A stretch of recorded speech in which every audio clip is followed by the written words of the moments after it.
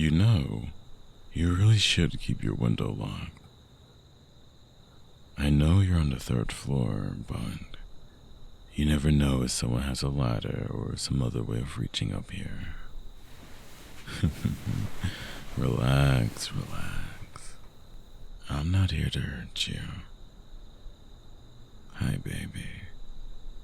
It's been a while. Yeah, it's me. Your shitty ex who vanished without a word, just leaving you behind. Even if I didn't mean to.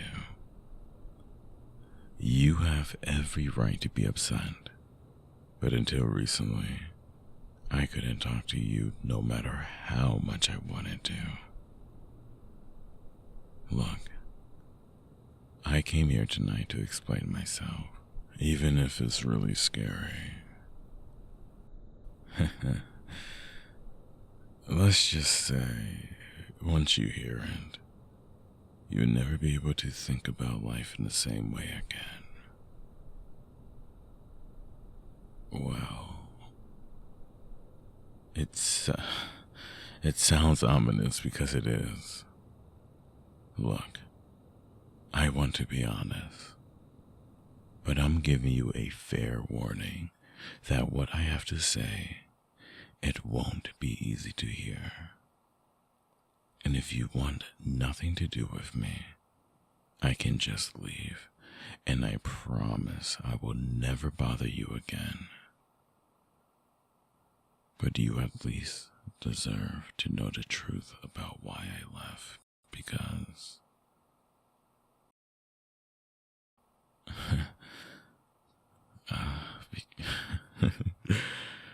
because you're the most amazing and wonderful person I've ever been with. And I love you. I still really, really love you. And I will always love you. And if I had things my way, I wouldn't never left in the first place. Because even as my world has changed, my desire to be with you has never once faded. This necklace you gave me, I never taken it off since you bought it. And I never once taken this picture out either. So you always been close to my heart. When everything was falling apart, this reminder of our love has kept me going. So please, believe me when I say that I am not here to hurt you. I just want to tell you everything. Really. Thank you. Do you mind if I sit on your bed while we talk? Oh, out in the living room. Sure, but you don't need to make me any tea. I'm fine. Trust me, I really don't want anything, baby. I already had something to eat on my way here. Besides, I don't really like the taste of tea anymore.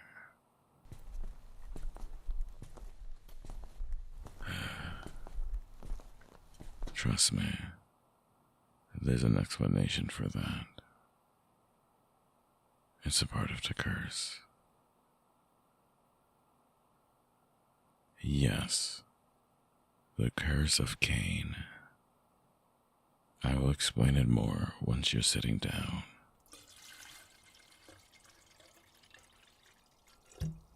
No, I did not fall into a cult or any of that crystal zodiac bullshit. It's a lot more complicated than that. Oh, saying that, it sounds worse, doesn't it? The Camarilla warned me this wouldn't be easy. They're not a cult. They're just a ruling body of... okay. Can we sit down before I say any more? I don't want to scare you when I explain myself. Thank you.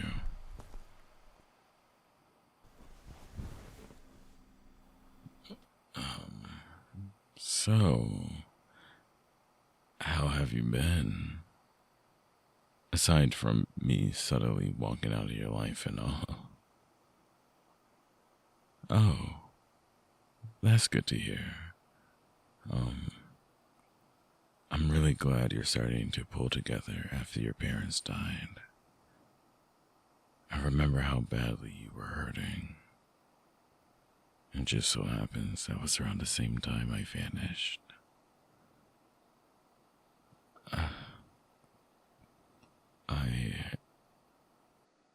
I worried you would try to do something reckless, sweetheart.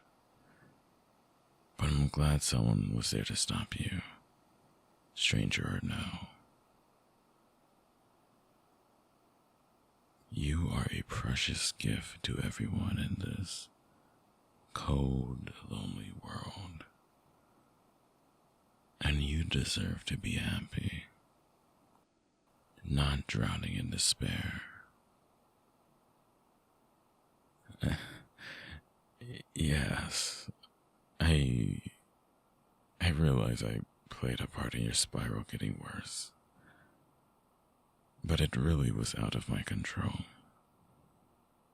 It hurts me to know that you were hurt because of what happened.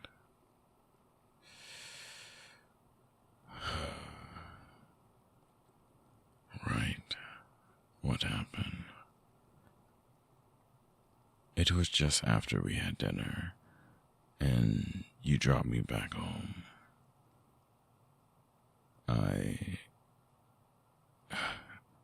Do you remember my ex? Yes, them. The one that was always following me around.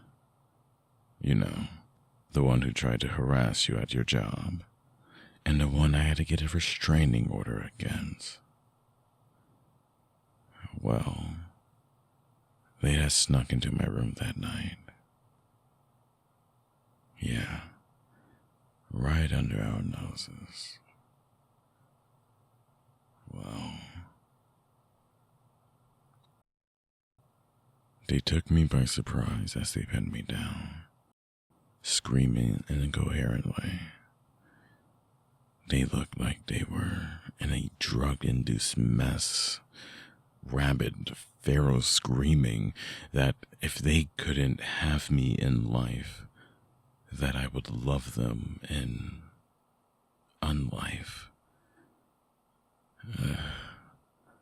If only I had known what that meant. It sounds like a drug-induced fever dream, but it was more like a waking fucking nightmare.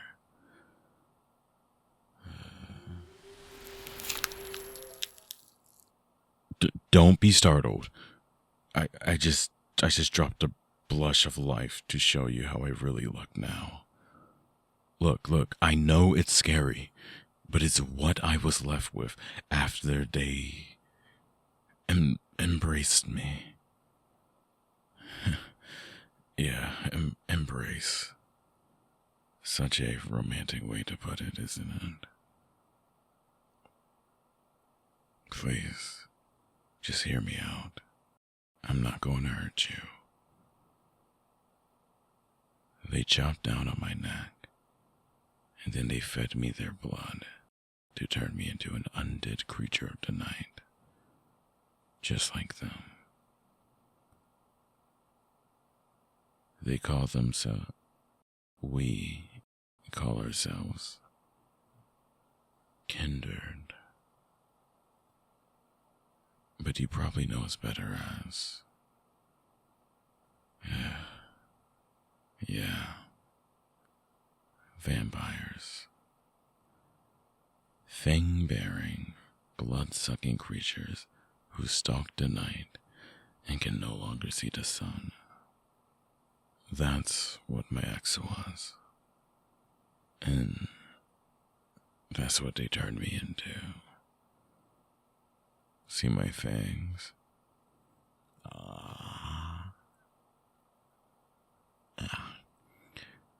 Just one of several signs that I'm now one of them.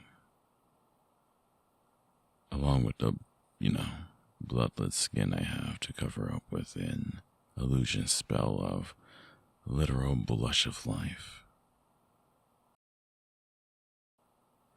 You want to feel them to make sure they aren't just a prop.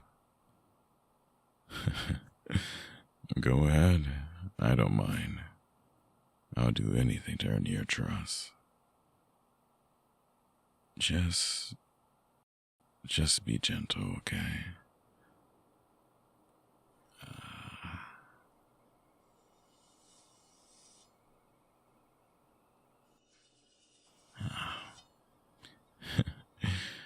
Believe me now. If you don't,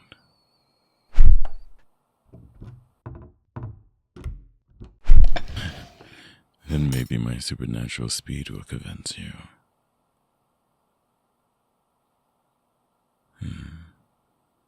I'm glad you believe me. That makes the rest of the story a whole lot easier to explain. After my ex turned me, there was this, sudden concussive force knocking us out. And the next thing I know, when I woke up, the shithead and I were chained up before a massive swarm of people in a cathedral.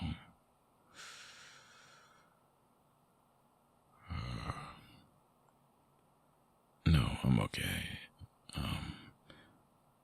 This part, thinking about it just...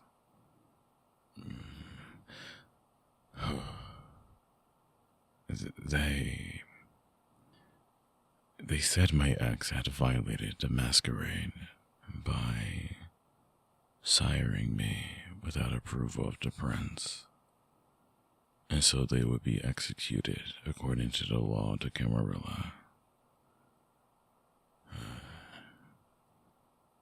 And I hate to say it, but it did feel good seeing that axe fall down on the bastard's head. Well, at least until they turned it on me. Why are you holding my hands? That look on your face. No. Look at me. I'm okay. I'm okay. But thank you for worrying. Do you mind if I keep holding your hand? I rarely get to feel the warmth of someone else like this. And it feels really nice. Especially because it's you. Thank you.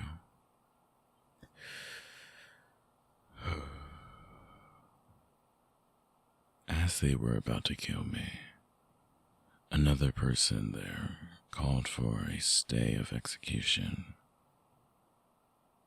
They argued that I was a victim, and I shouldn't suffer for the actions of someone else. The others were divided, but there was a general agreement that I should at least have a chance to prove myself.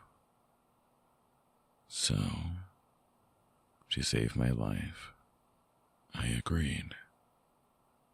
They began telling me everything about the Kindred society. The Camarilla, the main ruling body led by the prince and the clan Justicers. The Anarchs, the rival faction of the vampires who believed in living outside of the restrictive laws and protections of the Camarilla. And the Sabbath, a group of radicals who live only for themselves, as well as the humans who haunt us. the Second Inquisition. They all have the advantages of modern surveillance and centuries of experience. The Camarilla and the Anarchs have developed methods of hiding from them, but they are very strict. We cannot do anything to violate the Masquerade. The very idea that there is no such thing as vampires. And one of the rules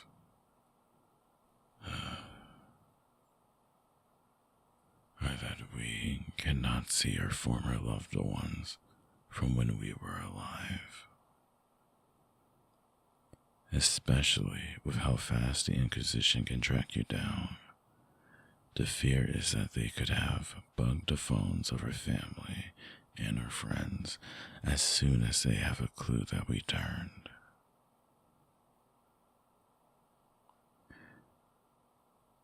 And that was the hardest part for me.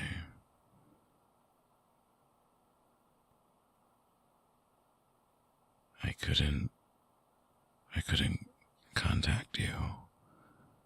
I couldn't talk to you. I couldn't even check in to see if you were okay.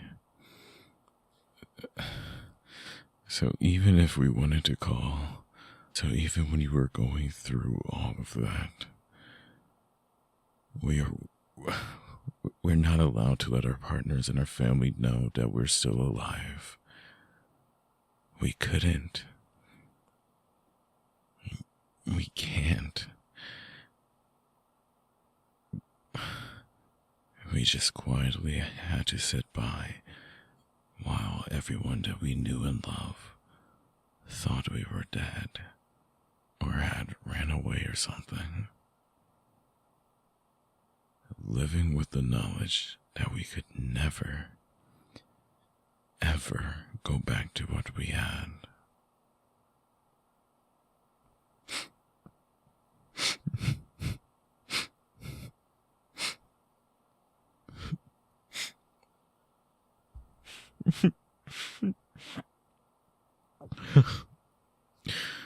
I'm sorry. I'm so fucking sorry. I wanted nothing more than to see you again, to tell you what happened, and make sure that you knew I still loved you. But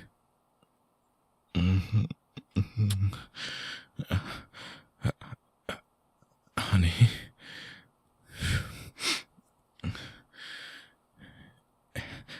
even if I was in danger, I left you without any warning.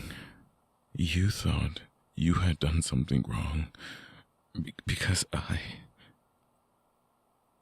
yes, I'm still alive because I followed the law of the Camarilla, and now I'm here, seeing you again for the first time in months.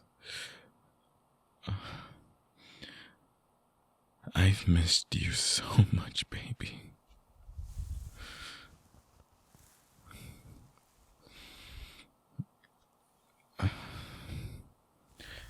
I had to do so much to be able to see you again.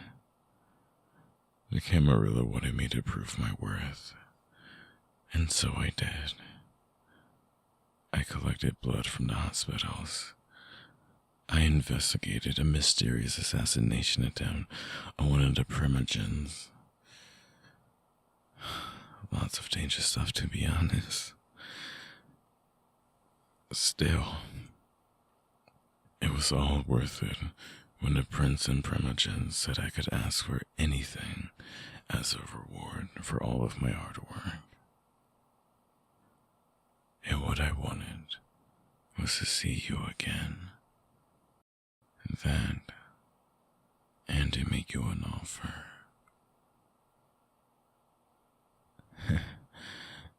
You catch on quickly. But, yes, I want to give you the opportunity to be embraced. to join me in the night forever? I've been granted permission by the Camarilla to offer this to you, but you do not need to say yes. If you decide to turn me down, then I will leave, and you will never have to see me again. I know it's a big risk, but I trust you not to expose the Masquerade if I leave. I trust you because I love you. I always have, and I always will, from now into forever. And I think deep down, you feel the same for me. I'm sure you already saw that by now. You found a ring in my sock drawer a week before I turned, didn't you? That's why I figured you might be interested. Till death do us part. But it's a big decision. And I know you probably have so many questions. So I will try my best to answer them, my love.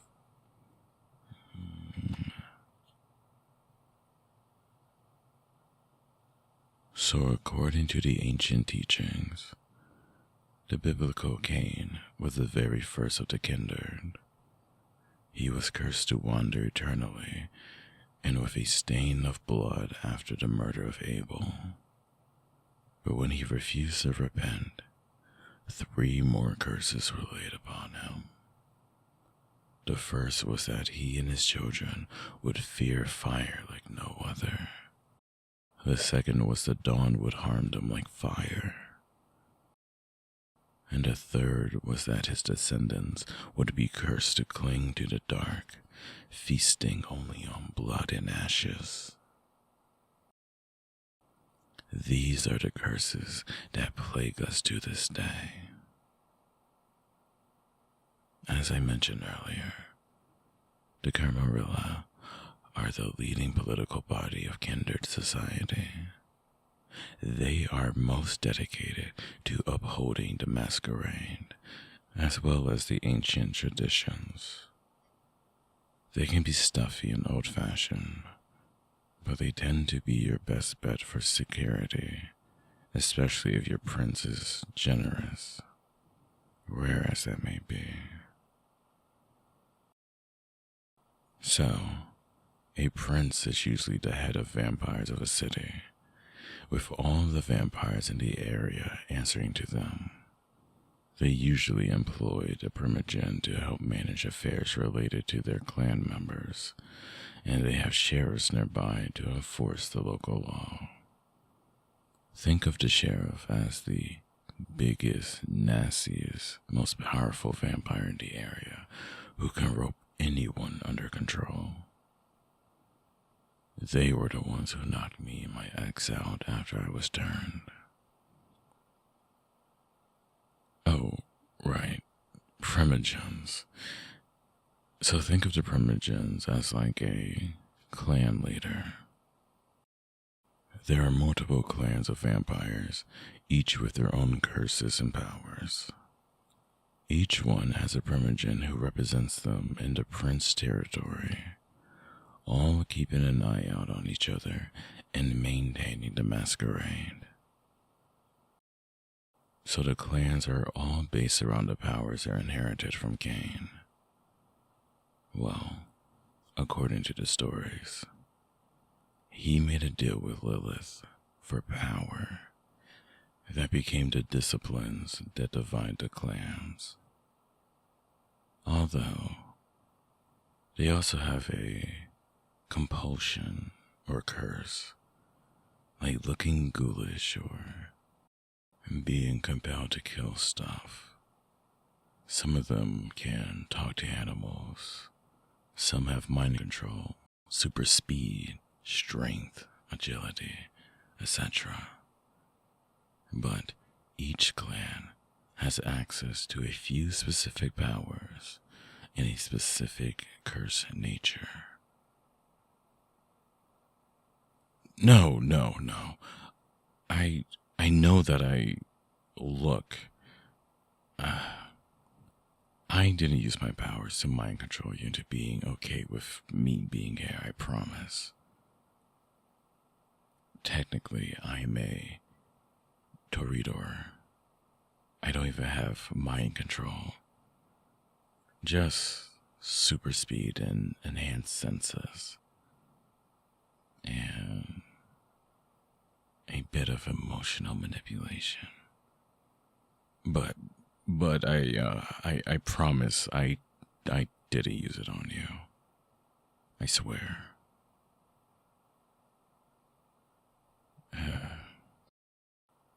Toreadors are... Think of them as your modern day interpretations of vampires.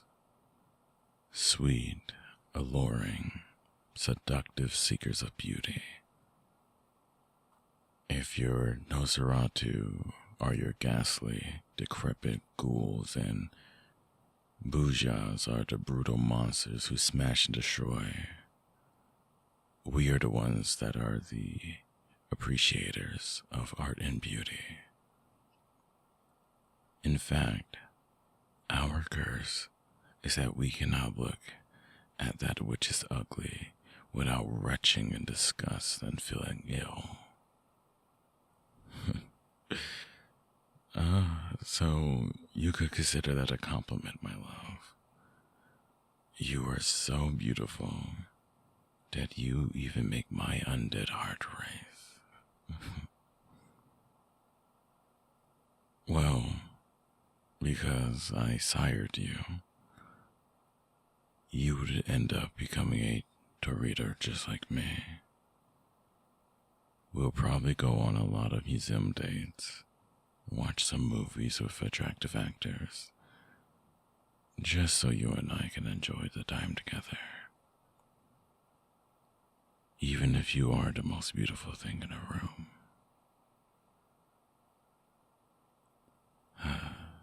Well, once you are turned, you would be unable to go back to your old life. Your friends, your co-workers, all of that wouldn't matter anymore. It would only just be you and I for all of eternity. As long as we follow the Masquerade and help the Camarilla whenever they call for us. But if you ask me, that is but a small price to pay for an eternity together, my love.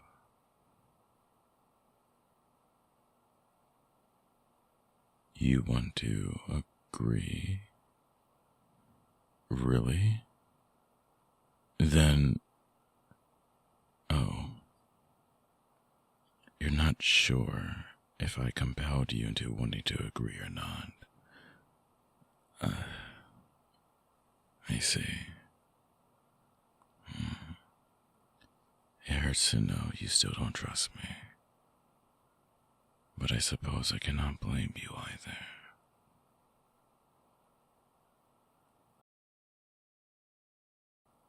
I promise you that you can trust me. I am not manipulating you or your feelings right now.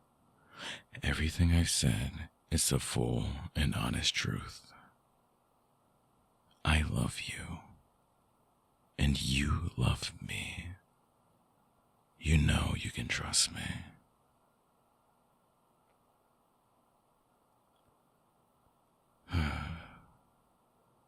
I see. You want some more time to think it over.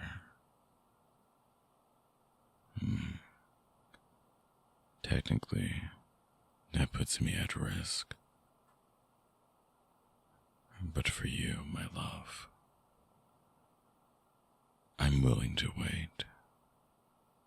But rest assured, if you try to tell anyone about me or Kindred society, we will know about it, and it will be my head and yours on the chopping block.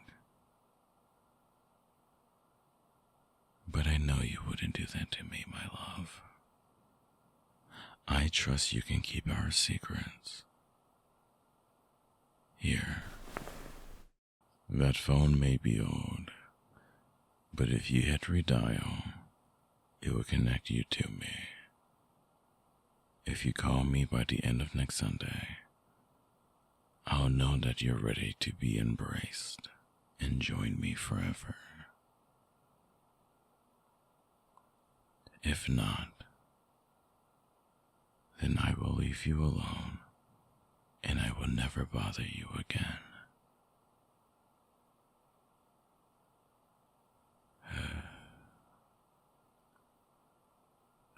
I really don't want to let go of your hand, but the sun will be up in 2 hours, and I need to get back to my safe house. You'll see it if we move in together. It's a nice place, a reward for doing a good job serving the prince and the community. I think you will love it. I promise. Presumptuous. Well, maybe I'm just hoping that you will come around and accept my offer to be with me for all of eternity. Or maybe I know you will. You love me just as much as I love you. I know it, and so do you. Now and forever, that will never change.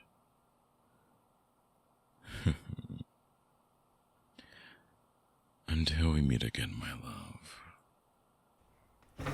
I'll be waiting for you to let me embrace you in the night's masquerade.